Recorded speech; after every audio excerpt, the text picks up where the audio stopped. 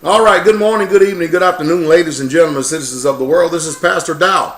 Now, I don't want some of you people to think that I'm non-responsive on what you call Saturdays, but I have been observing the Sabbath day of the Most High, or what the King James Version say, the Lord thy God, for 20 years.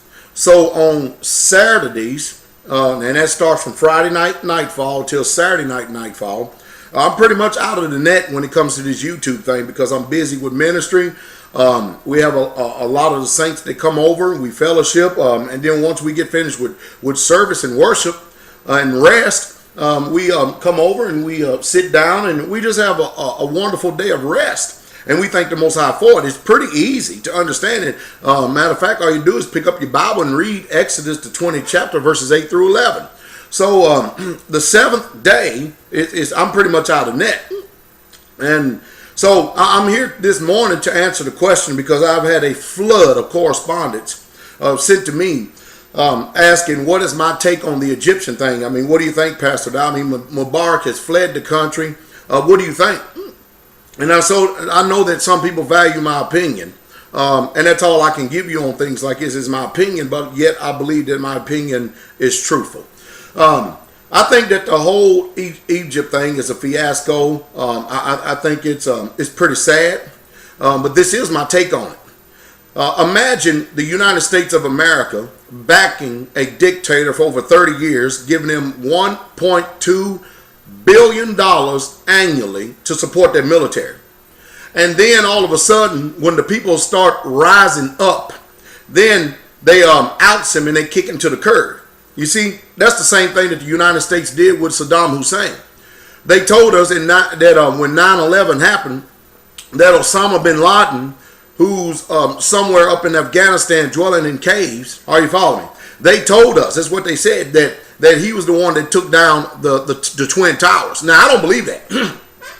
I saw that it was a controlled demolition. I was as a matter of fact, I was in town that day and I was watching it as it happened on the TV. And I said that is a controlled demolition. I know exactly what a controlled demolition looks like. I was in the military for a long time and I've seen a lot of things blow up and a lot of things come down. And so I knew that there's no way that a raghead somewhere in the mountains and cave over in Afghanistan could have the ability to do something like that. It takes a long time to wire up those buildings for those things to come down and control demolition. So what do? Well, we load up the United States hit squad, the armies, the mafia, the United States Air Force, Navy, and Marines, and we go to Iraq and we oust the dictator. Now, what do you think is the reason is, Pastor Dowell? Because, I mean, if he's in Afghanistan, what do we go to Iraq for? Well, because it's the oil. It's the oil. You see, the people here in America, and these news sources and the powers that be, they're not ever planning on squaring with you people. The reason why that they have these controlled news media and sources out there is because they don't want you to get any ideas to act like what the Egyptian people just did. What the Egyptian people just did was they ousted a dictator that was greatly influenced by the United States of America. That's what they did. And they're sick and tired of colonialism and Western control. So the people protested. That is what a real protest is. These peaceful protests, showing up for a day or two, threatening politicians, we're going to vote you out of office, that ain't going to do you no good. That's not, and the so-called founding fathers of this country, they knew that. What do you people think about your Tea Party jackleg candidates now? Huh? They still renewed the Patriot Act, even with the Tea Party people in. I told you that when these people get up there, they grandstand. First of all, number one, on the campaign trail, because you people put so much trust in a broken system. And so they get up there and they grandstand for you, and you actually think that change is really coming. So the only interest that our government has is in corporations and businesses and the wealthy. Not you poor people. Everything that goes on in this world is austerity measures for us poor people, and it's bailouts and defaults for the rich. I mean, our government took $22 trillion of bailout money that they didn't report And Ben Shalom Bernanke would not tell you where the money went. I can tell you where it went. It went to a bunch of foreign banks. And he can sit right up there on CNNBC and look at you people and laugh, and you people believe it. So my job is to help us poor folks, because I'm not a rich person and I'm not a middle class person. I just do what I can to protect the people around me and myself from this upcoming pending economic collapse. Now, I use the word pending loosely because it's already starting to happen. It's been started to happen. And so when you see these people in Egypt rise up like this and then oust the dictator, the truth is that's the same thing that needs to take place here in America. Because it is our policies, it's our politicians that has influenced that country, all in the interest of that pagan, satanic country called Israel. So the reason why that they're reluctant to remove him and stuff, and then they have to throw him under the bus in order to preserve themselves, because they don't want the rest of the world to actually know that the Americans had some type of influence and involvement in it. So they have these propagandized news sources to keep you docile and to keep you demoralized and to have you hoping. And that's the one thing that the rich people fear. They fear the peasants rising up with their pitchforks and their axes and their shovels, coming for them with rolling guillotines to chop their heads off. That's what they fear, because there's more of us than it is of them. And they know that. And the last thing they want to see in America is millions of people on the street making a run on the White House. Now, we'll tell you what they would do. They're going to roll out the Army, the Navy, the Air Force, and the Marines, because they're paid by this system. They're paid by the American government. And they're not going to have any problem firing upon American people. As a matter of fact, 300 people died in Egypt in order to get what you call democracy. You know, every time I hear that word, they keep using that word so much, and what they're doing is trying to implant it into your head and into your mindset and try to make you think that there's something that is necessary, something that we need. Now, if I remember just the simple pledge of an allegiance, it simply goes like this. It says, I pledge allegiance to the flag of the United States of America and to the republic for which it stands, one nation. Now, the truth is, under Satan, that's who God is. That's why people don't want to define who that God is. That God is Satan. That's why we use names.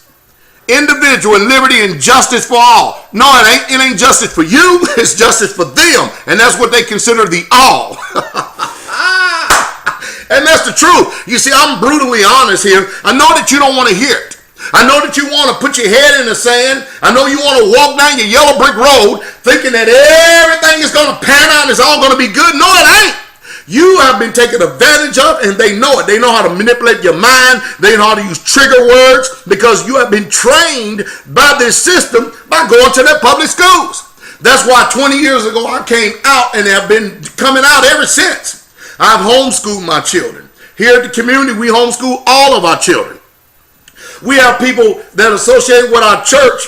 We have at least 7, 8, 9 people that have college degrees, some of them 2 and 3. People who have owned businesses before. We have a very intelligent group of people, but we've had an experience with the Most High.